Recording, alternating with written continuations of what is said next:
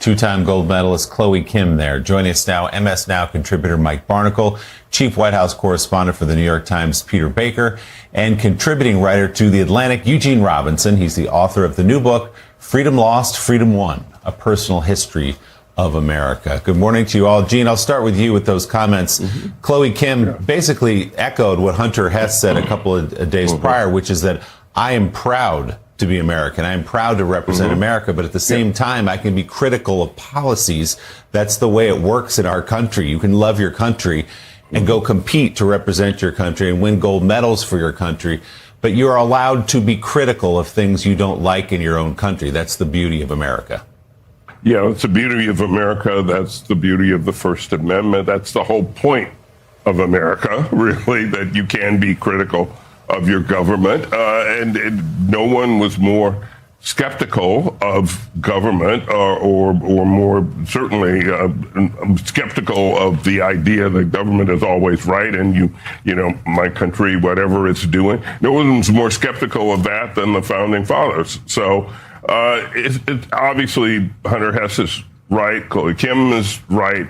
President Trump, as usual, is trying to drive a wedge. He did this is his move. He drives wedges and to separate his MAGA base from everybody else and to keep his MAGA base on side. And so he uses Hunter Hess as his foil this time. Yeah, and there's nothing more American, frankly, than having the right to say when you disagree with what your country is doing. You can love it, but also say, I don't love everything that we are implementing right now. And it's just, I mean, we saw it with the Super Bowl too. President Trump criticized Bad Bunny. And when you're on the other, when you perceive a halftime act as saying our message is love and unity, and you perceive that as an attack against you, well, you're sort of telling on yourself. And Mike Barnicle, I mean, the Olympics are obviously a global stage. There's, of course, great patriotism and pride in what these athletes are doing. But to Eugene's point, President Trump, his only move at times, it seems like, is to sow division. And right now we have a phenomenon where an American president is rooting against American athletes. He's rooting against American athletes. He's rooting against America's allies. He's made us friendless in the world. He has nearly destroyed NATO. He's gone to war verbally with Canada. We are now not the same country internationally, globally, that we were a few short years ago. And with regard to this, the most American thing you can do is say, I love America. I'm a member of the United States of America. I'm a citizen. My family has grown up here. I love this country. I just wish that we would stop putting 5-year-olds in refugee camps and taking them out of their homes and off the streets of the cities that they live in. There's nothing more American than that. Less than, by the way, let's look at this new data. Less than 14% of the nearly 400,000 ICE arrests in President Trump's first year back in office involved individuals with violent criminal charges or convictions. That's according to new reporting from CBS News, citing an internal DHS document. CBS reports that the document shows during the first year of Trump's second term, nearly 40% of those arrested by ICE did not have any criminal record at all, and were only accused of civil immigration offenses, such as being an undocumented person living in the U.S. or overstaying a visa. And this is where they, sometimes call people criminal illegal aliens. Yeah. And they're just undocumented. It's not someone who has committed a crime like a murder or a rape. Worst of the worst. Exactly.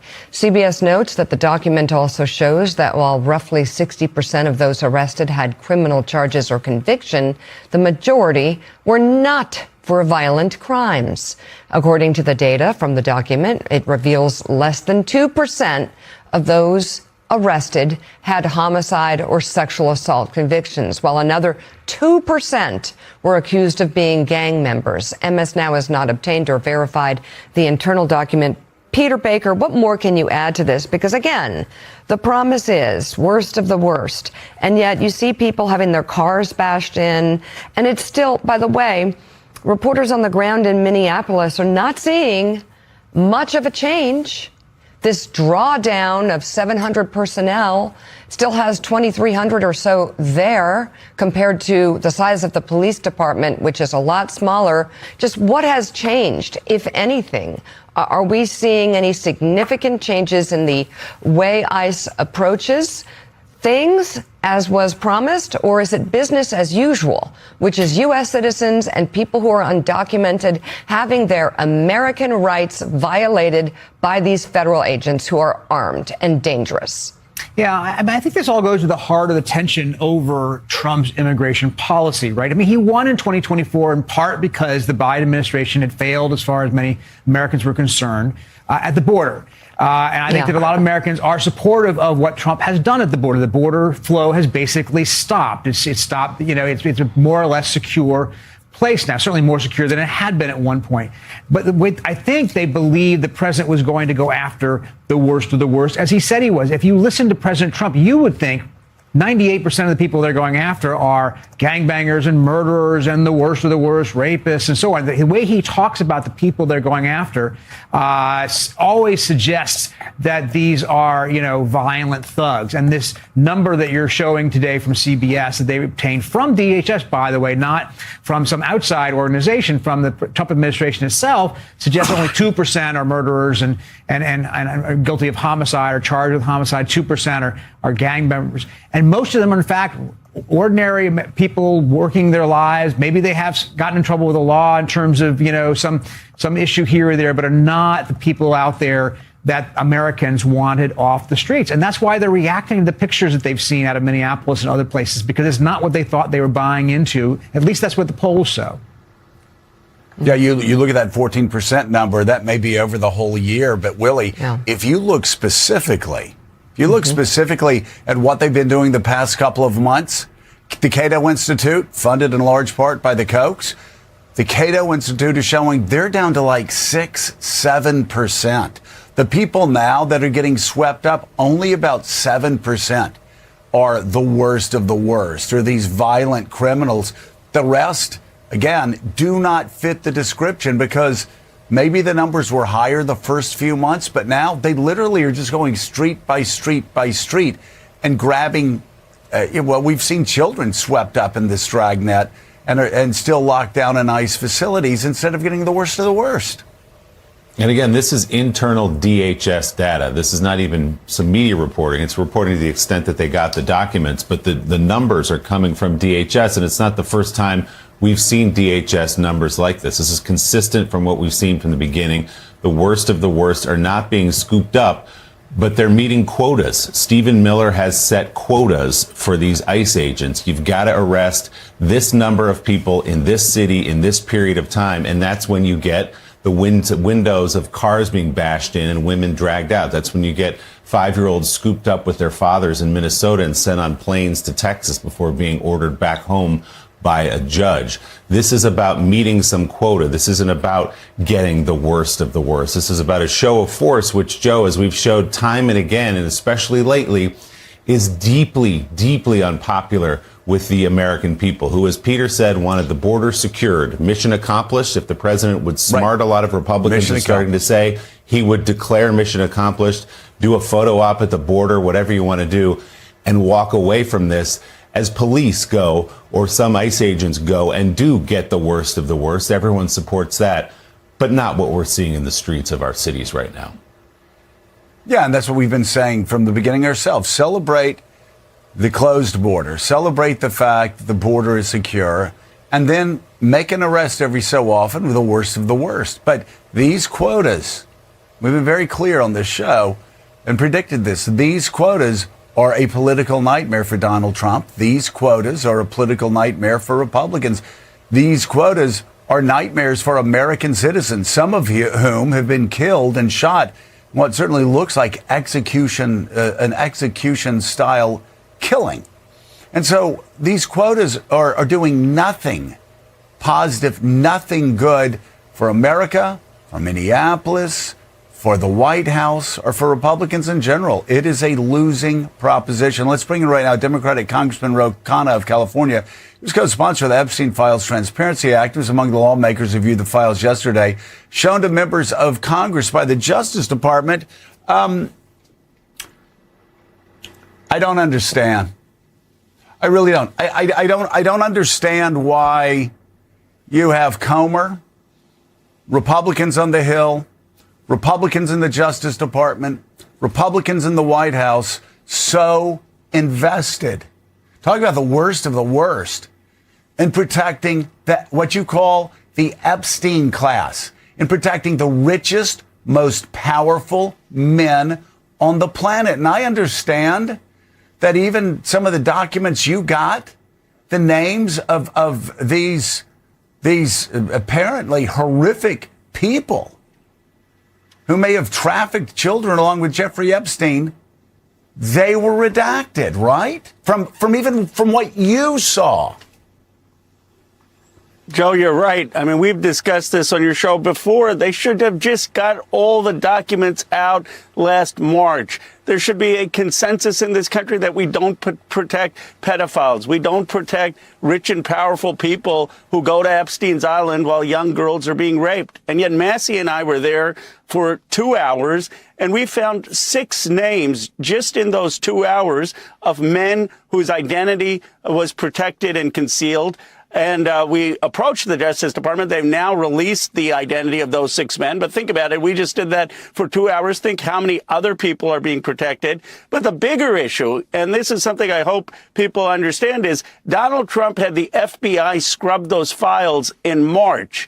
And the documents we saw already had the redactions of that FBI in March. So we still have not seen the vast majority of documents unredacted that have the survivor statements of the rich and powerful men who committed these crimes. Congressman, good morning. We've heard the outcry now for years about the Epstein files, led principally by conservatives who wanted to get to the bottom of who was allegedly sexually assaulting underage girls. And so now we have the files. And you have all of these redactions of people who are not victims. They said it's taking so long because we want to protect the victims. But as you and others have said, these names that you've seen are not of victims being redacted. It's of rich and powerful men.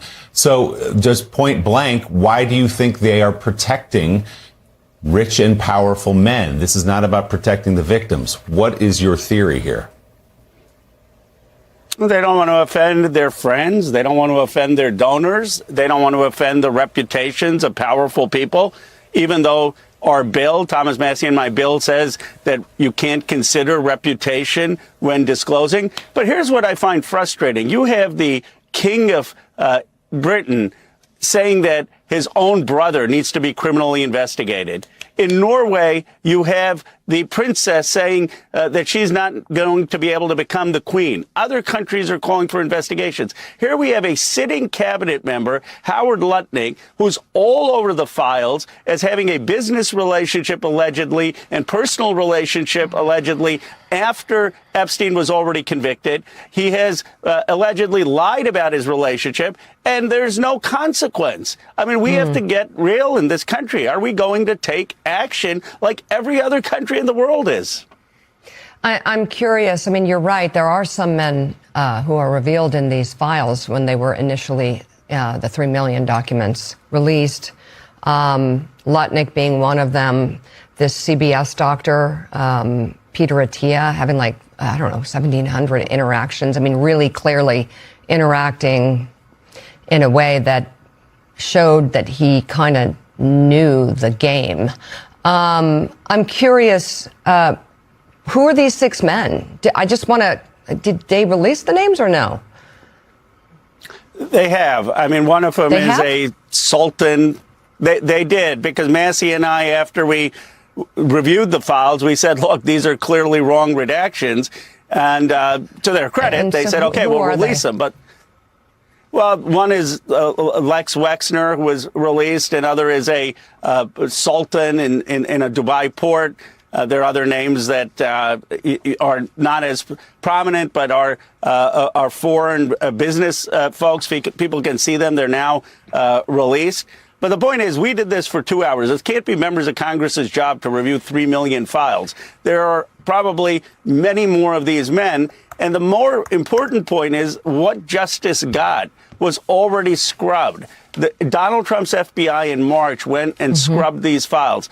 The Justice Department just told us, okay, we're getting these documents uploaded, but they've already been redacted. And so they're protecting powerful people. So, Congressman, we know the Clintons, the former president and former Secretary of State, are set for depositions later in this month. Give us, please, if you will, the approach, how you'll approach that, because this is obviously a very partisan matter right now. You and your colleagues have pointed out, and feel free to do so again, that if the Clintons are to be there, well, shouldn't President Trump as well? So what is this going to look like? What do you hope to learn?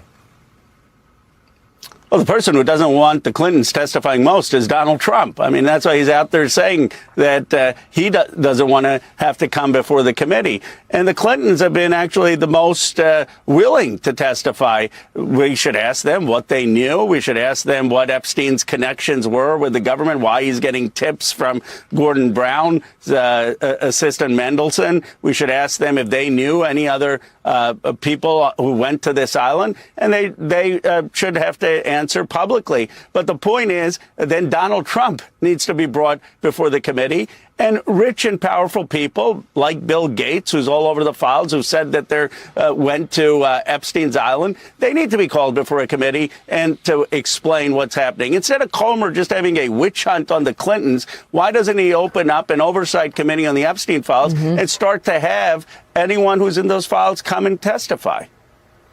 All right, Democratic Congressman Ro Khanna of California, thank you very much. And we're going to be following up on this and looking into those 6 names. Music superstar Chappell Roan is leaving her talent agency after revelations that the company's founder, Casey Wasserman, was named in the Epstein files. Roan announced her departure from the agency on social media, writing in a statement, "I refuse to passively stand by. Artists deserve representation that aligns with their values and supports their safety and dignity."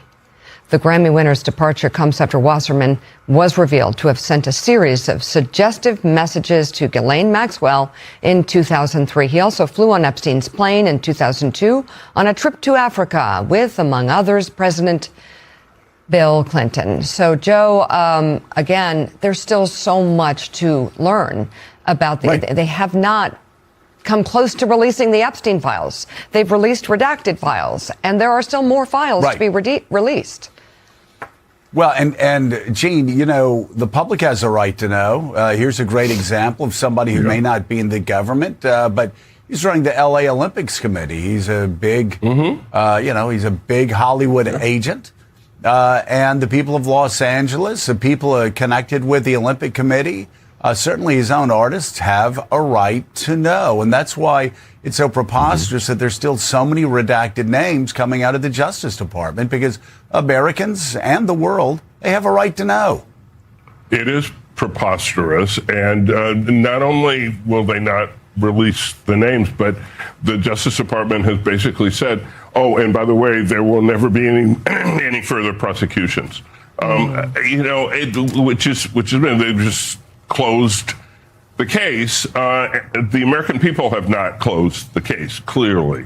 And so this is not going to go away. I don't know why the administration seems to keep thinking that if they just stonewall, this is somehow going to die down and everybody's going to forget about this. They're not. I mean, it hasn't happened yet, and it's not going to happen. Again, they must have a really good reason, whatever it is, for protecting these people who are named in the files. But whatever that reason is, this is not working, and this is not going to work.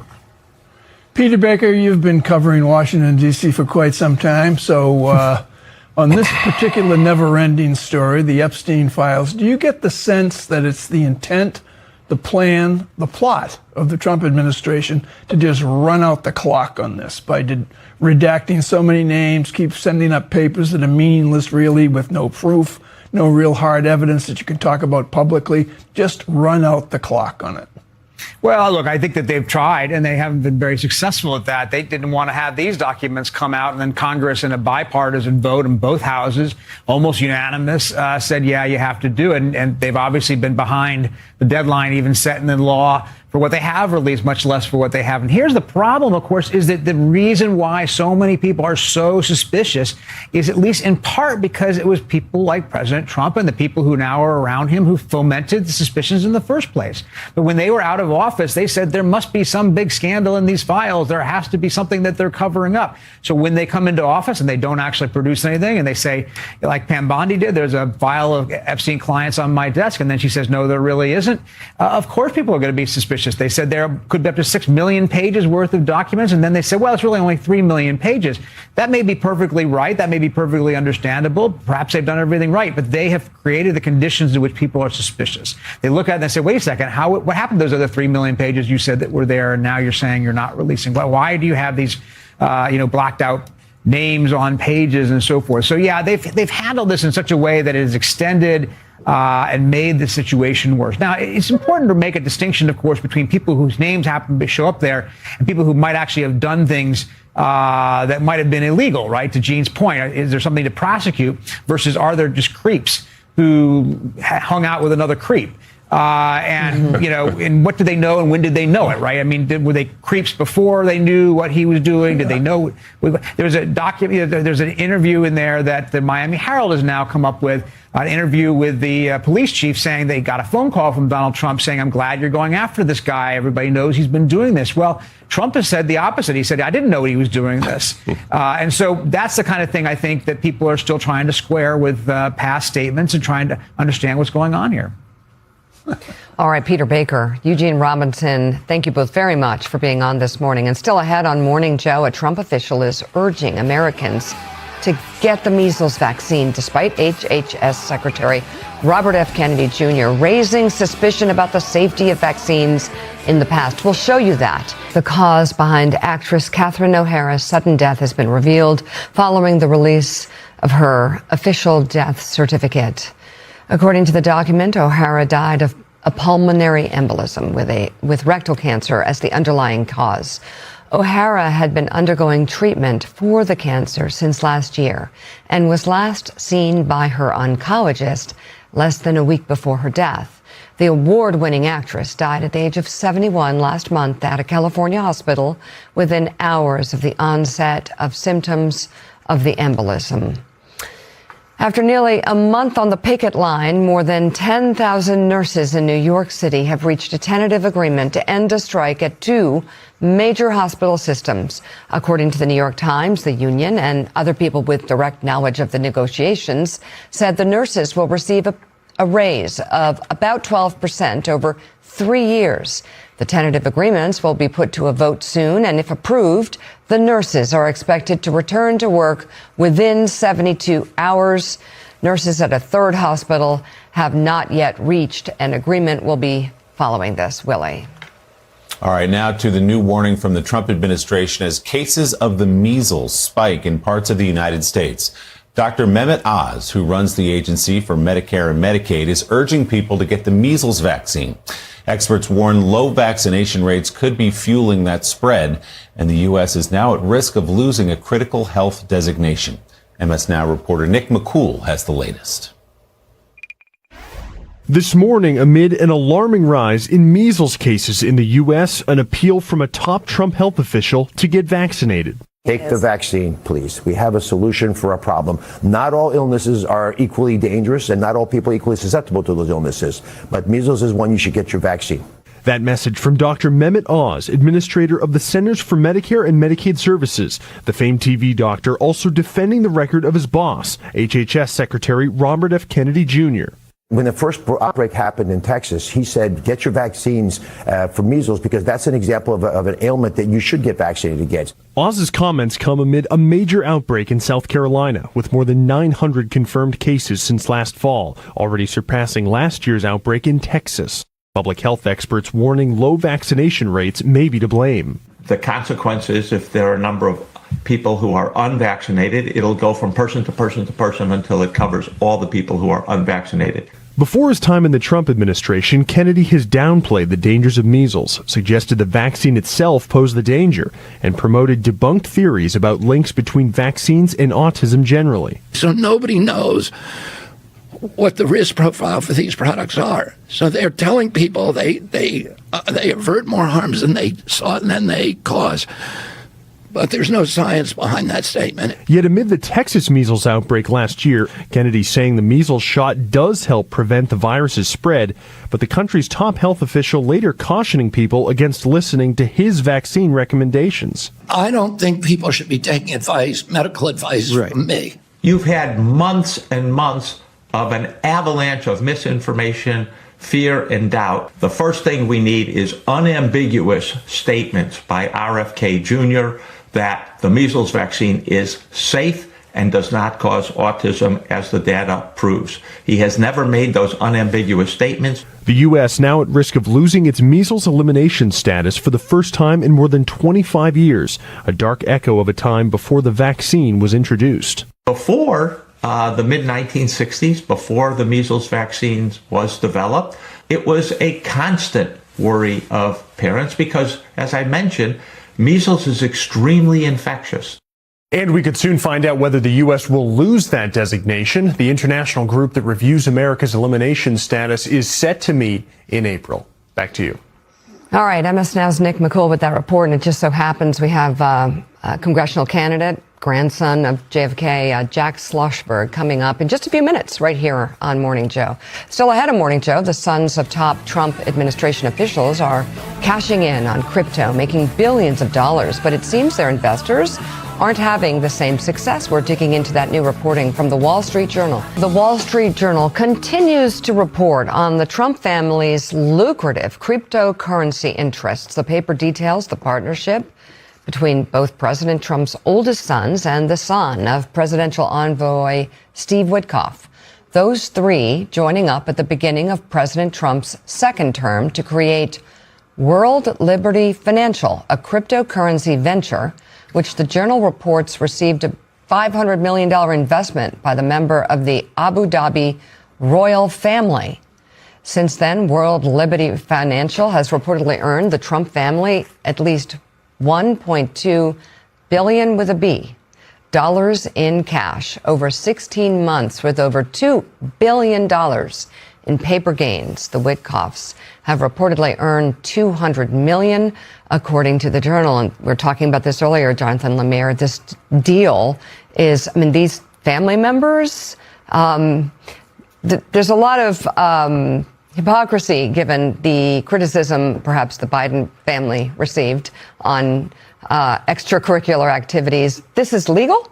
Well, that remains to be seen, but it appears that way. It's certainly, though, a remarkable conflict of interest. Mm-hmm. And you're right. The amount of money that Hunter Biden was accused of profiting from his father's name and position of power, is literally pennies compared to what we're talking about here. And this is extraordinary. And the crypto market has really taken a dive in recent weeks and months, but they were able to largely cash out. What's the conflict? It seems like a major conflict. A major conflict of interest. This is part of the deal here is that the U.S. government under President Trump gave the UAE access to AI chips that were closely guarded, for national security reasons. Something the Biden administration wouldn't do. Denied, because the fears that they would have it, but also, or then spin them on to China, the subsequent sale. The Biden administration said no. The Trump administration said yes. And the Trump sons and Steve Witkoff's son, Mike, made an extraordinary amount of money on this. And this is something they came in. The Trump, I remember when it happened. It was an announcement. Their father was out of office. They were delving into crypto.